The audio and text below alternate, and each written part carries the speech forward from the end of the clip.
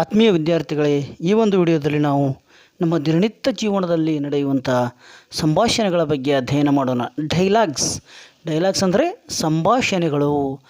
ನಾವು ದಿನ ಮಾತನಾಡುವ ಸಂಭಾಷಣೆಗಳು. ನೀನು ಶಾಲೆಗೆ ಹೋಗುತ್ತೀಯ, ಇದನ್ನು ಇಂಗ್ಲೀಷ್ನಲ್ಲಿ ಯಾವ ರೀತಿಯಾಗಿ ಪ್ರಶ್ನೆ ಕೇಳಬೇಕಂದ್ರೆ do you go to school ಎಂದು ಕೇಳಬೇಕು. ನಾನು ಆರ್ಯವಿದ್ಯಾ ಹೈಸ್ಕೂಲ್ನಲ್ಲಿ ಓದುತ್ತಿರುವೆನು, ಇದನ್ನು ಇಂಗ್ಲೀಷ್ನಲ್ಲಿ ಯಾವ ರೀತಿಯಾಗಿ ಹೇಳಬೇಕಂದ್ರೆ ಐ ಸ್ಟಡಿ ಇನ್ ಆರ್ಯವಿದ್ಯಾ ಶಾಲಾ ಹೈಸ್ಕೂಲ್.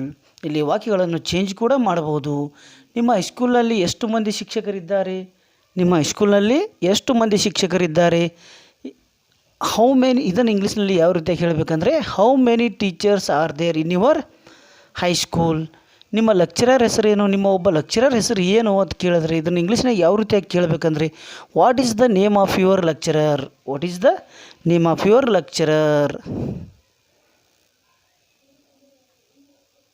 Next example sir. 5ನೇದು, ನೀನು ಯಾವಾಗ ಶಾಲೆಗೆ ಹೋಗುತ್ತೀಯೇ, ಇದನ್ನು ಇಂಗ್ಲೀಷ್ನಲ್ಲಿ ಯಾವ ರೀತಿಯಾಗಿ ಕೇಳಬೇಕಂದ್ರೆ when do you go to school ಎಂದು ಕೇಳಬೇಕು.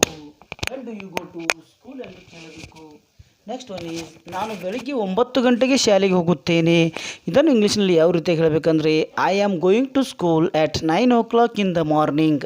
ನಾನು ಸಾಯಂಕಾಲ 4 ಗಂಟೆಗೆ ಶಾಲೆಯಿಂದ ಹಿಂದಿರುಗಿ ಬರುತ್ತೇನೆ, ಇದನ್ನು ಇಂಗ್ಲೀಷ್ನಲ್ಲಿ ಯಾವ ರೀತಿಯಾಗಿ ಹೇಳಬೇಕಂದ್ರೆ I return from school at 4 o'clock in the evening. ನೀನು ಶಾಲೆಯಿಂದ ಯಾವಾಗ ಹಿಂದಿರುಗಿ ಬರುತ್ತೀಯ, when do you return from school.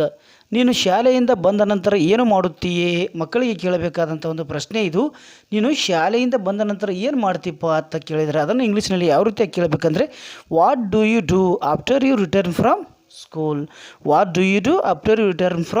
School. Next example sir. ಇವು ದಿನನಿತ್ಯ ಬಳಸುವ ಸಂಭಾಷಣೆಗಳಾಗಿವೆ, ಡೈಲಾಗ್ಸ್ ಆಗಿವೆ. 10ನೇದ್ದು, ನಾನು 1 ಗಂಟೆ ಹೊತ್ತು ಆಟವಾಡಲು ಹೊರಗೆ ಹೋಗುತ್ತೇನೆ, ಇದನ್ನು ಇಂಗ್ಲೀಷ್ನಲ್ಲಿ ಯಾವ ರೀತಿಯಾಗಿ ಹೇಳಬೇಕಪ್ಪ ಅಂದರೆ I go to play for an hour. ನೀನು ರಾತ್ರಿ ವೇಳೆ ಎಷ್ಟು ಹೊತ್ತು ಓದುತ್ತೀಯೇ, ರಾತ್ರಿ ವೇಳೆ ಎಷ್ಟು ಹೊತ್ತಿನ ಅಭ್ಯಾಸ ಮಾಡ್ತೀಪ್ಪ ಅಂದರೆ ಇದಕ್ಕೆ ಇಂಗ್ಲೀಷ್ನಲ್ಲಿ ಯಾವ ರೀತಿ ಹೇಳಬೇಕಂದ್ರೆ ನೀನು ರಾತ್ರಿ ವೇಳೆ ಎಷ್ಟು ಹೊತ್ತು ಓದುತ್ತೀಯೇ, how long do you read in the night. ನಾನು ರಾತ್ರಿ ವೇಳೆ 2 ಗಂಟೆಗಳ ಕಾಲ ಓದುತ್ತೇನೆ, ಇದನ್ನು ಆನ್ಸರ್ ಹೊಳ್ಳಿ ಯಾವ ರೀತಿಯಾಗಿ ಕೊಡಬೇಕಪ್ಪ ಅಂತಂದರೆ ನಾನು ರಾತ್ರಿ ವೇಳೆ 2 ಗಂಟೆಗಳ ಕಾಲ ಓದುತ್ತೇನೆ, ಇದನ್ನು ಇಂಗ್ಲೀಷ್ನಲ್ಲಿ ಯಾವ ರೀತಿಯಾಗಿ ಹೇಳಬೇಕಂದ್ರೆ I read for 2 hours in the night. ನಿನಗೆ ಎಷ್ಟು ಕೈಗಳಿವೆ, how many hands have you. ನನಗೆ 2 ಕೈಗಳಿವೆ, ಐ ಹ್ಯಾವ್ 2 hands. ಇವು ಡೈಲಾಗ್ಸ್ಗಳಾಗಿವೆ. Next example sir. 15ನೇದ್ದು 15th, ಪ್ರತಿಯೊಂದು ಕೈಯಲ್ಲಿಯೂ ನನಗೆ 5 ಬೆರಳುಗಳಿವೆ, ಇದನ್ನು ಇಂಗ್ಲೀಷ್ನಲ್ಲಿ ಯಾವ ರೀತಿಯಾಗಿ ಹೇಳಬೇಕಂದ್ರೆ I have 5 fingers in each hand. 16th one, ನಿನಗೆ ಎಷ್ಟು ಕಾಲುಗಳಿವೆ, how many legs have you. ನನಗೆ 2 ಕಾಲುಗಳಿವೆ, ಇದನ್ನು ಇಂಗ್ಲೀಷ್ನಲ್ಲಿ ಯಾವ ರೀತಿಯಾಗಿ ಹೇಳಬೇಕಂದ್ರೆ ಐ ಹ್ಯಾವ್ 2 legs. ನನಗೆ 2 ಕಾಲುಗಳಿವೆ, ಇದನ್ನು ಇಂಗ್ಲೀಷ್ನಲ್ಲಿ ಯಾವ ರೀತಿಯಾಗಿ ಹೇಳಬೇಕಂದ್ರೆ ಐ ಹ್ಯಾವ್ 2 legs. ನೀನು ಎಷ್ಟು ಮೂಗುಗಳನ್ನು ಹೊಂದಿದ್ದೀಯೇ, ಇದನ್ನು ಇಂಗ್ಲೀಷ್ನಲ್ಲಿ ಯಾವ ರೀತಿಯಾಗಿ ಪ್ರಶ್ನೆ ಕೇಳಬೇಕಂದ್ರೆ ಹೌ ಮೆನಿ ನೋಸಸ್ ಹ್ಯಾವ್ ಯು ಎಂದು ಕೇಳಬೇಕು. ನಾನು ಒಂದೇ ಒಂದು ಮೂಗು ಹೊಂದಿದ್ದೇನೆ, ಇದನ್ನು ಇಂಗ್ಲೀಷ್ನಲ್ಲಿ ಯಾವ ರೀತಿಯಾಗಿ ಹೇಳಬೇಕಂದ್ರೆ ಐ ಹ್ಯಾವ್ ಓನ್ಲಿ 1 nose.